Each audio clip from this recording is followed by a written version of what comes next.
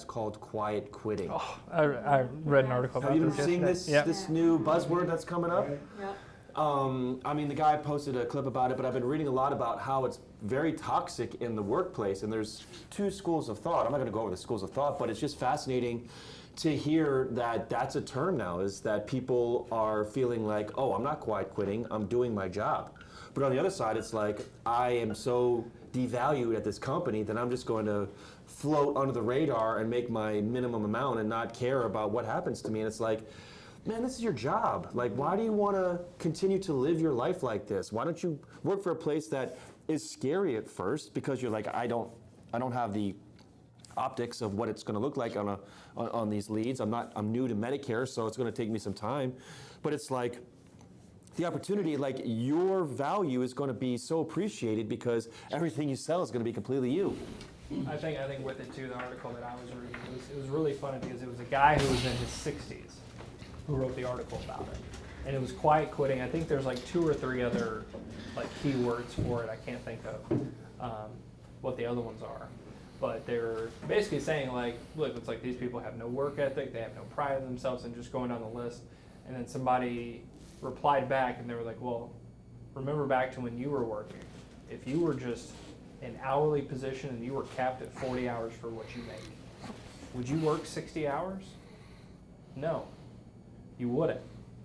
He's saying a lot of these places where they cap you at 40 and there's no overtime, or you're not paid commission as much as you earn here, you are stuck to this is what you have and this is the only amount you can have, go do your job. Those are the people that are quiet quitting because, like you said, they see more value in themselves than something that is, okay, this is just the X amount that I earn. No matter if the job gets done, no matter if it doesn't. If it does require more work, I can push it off to next week. If it requires less work, I can extend it out so I can still hit my hours. But that was really what the eye-opening thing for the guy that wrote the article, because he was even responding to it as well.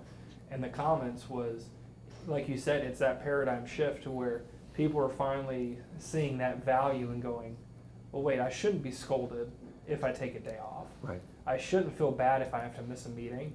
If I have a kid that gets sick overnight, we've got bronchitis and whatever type of respiratory conditions there are. Yeah. You shouldn't feel bad. You shouldn't feel bad for working 20 hours over what you're expected to, but you don't get compensated for it. Yeah. I know Frank's got an opinion on it here. Well, there's a perception. Lack of self-awareness is a problem that most entrepreneurs or business owners or executives have, and they forget shit over time, right? Most guys who started a business or most guys who run a business at one point had a job that was a temporary interim job. It wasn't their life, and they were working at it to get to where they are. We call these things quiet quitting. It's just a new term for the same stuff. Yeah. It's he's got a lot of quit in him. It's a temporary thing. He's on his journey, whatever it is, right? This job is not their life. Now, it might be your life. You might have built a business, and that became your thing, but you did something before, right? And just because you view this as the end-all, be-all, which, by the way, a lot of guys out there, they're not working that many hours either, but they want their people to, and that's one thing. But if you haven't, A, hired the right people, and B, conveyed a vision to them and got them excited about participation, then they're not going to be excited to participate. They're just going to do their job, and then they're going to enjoy their life after those hours. So this whole model, which in the United States, we already work more than any other country, right? Let's just dispel the rumor about that. We work harder than anyone else. We really do. We take less time off. In fact, a lot of countries, it's mandated 4-hour work weeks, right? But then again, that's also why our economic GDP is so high, and that's why we have a higher standard of living and all these other things. So we can dispel the notion of these people are just lazy. They just don't want to work as hard as they can for you. They want to do it for themselves. So you haven't had a good communication on how this is for themselves. They don't see an opportunity for advancement, or if the opportunity for advancement's there, it's not where they want to be. That's it. And it's not immediate. Well, I mean, immediacy's always been a problem, right? Yeah, but some people, I think, don't realize it's not immediate. I mean, I know when I was going back and forth about coming to work here and other places where are the hourly plus commissions or whatever, they're like hourly plus unlimited or uncapped position or uncapped commissions. Well, everywhere is uncapped commissions, right? You'd be surprised. Well, but it's like the hourly plus your commissions, but then there's no renewals. So whoever you sign up today, you're never going to talk to them again. So you don't really care. You're just trying to get them signed up. You're just trying to get them into something, and you're going to get your hourly rate and your little bit of commission. And next year, you don't care about those people during AEP. You're not going to call them because they're not your client. They're some big whoever person client. So here, what is totally different here, it might take a few years to get the renewals and everything built up, the commissions built up, but the potential is there if you stick with it. We understand the general concept of this. We don't want to be working our ass off forever. Right. The way you don't do that is build up continuity renewal income. So I'm looking for people that actually want to have that continuity renewal income and understand they have to work their ass off for a couple years, right? But you're not doing it because we tell you to. You're not putting in 40 or 50 hours a week or 60 hours a week during the busy season because you want to.